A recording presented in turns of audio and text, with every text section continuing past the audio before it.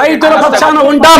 మీరు చెప్పినది చేపించేంత వరకు ప్రభుత్వం మెడలు వంచుతాం అనే దీంట్లోనే ఉన్నాం తప్ప వేరేది లేదు. కొంచెం ఓకే రజనీ గారు, ఇందాక మీరు ఏదో కట్ అయ్యారు, ఏమైనా చెప్తారా? సార్ 2014-19లో కూడా అద్భుతంగా రాజధాని తెచ్చాక కూడా అదే కాన్స్టిట్యున్సీ ప్రజలు కూడా వారిని ఓడించారు సార్. అంత గొప్పగా రాజధాని తెచ్చారు కదా, మళ్ళీ ఆయనే కట్టాలి 15 ఏళ్ళు ఉంచాలని అనుకోలేదు సార్. ప్రజల ఆలోచన ధోరణి మారుతుంది సార్. 54,000 ఎకరాల్లో అమరావతి కడతానంటే అక్కడ ఉద్యమం చేసిన రైతులు కూడా సంతోషపడతారు సార్. వాళ్ళ ఫ్లాట్లు డెవలప్ చేసి ఈ 20 నెలల్లో కొద్ది గొప్ప చేతికిస్తే అక్కడ కనీసం విల్లాలన్నా కట్టుకుంటారు సార్. ఇంకా కూడా కావాలంటే మా సంగతి ఏంటి స్వామి, ఇంకా తీసుకుంటాం అంటూ కడుపులో బాధ పెట్టుకున్న రైతులు కూడా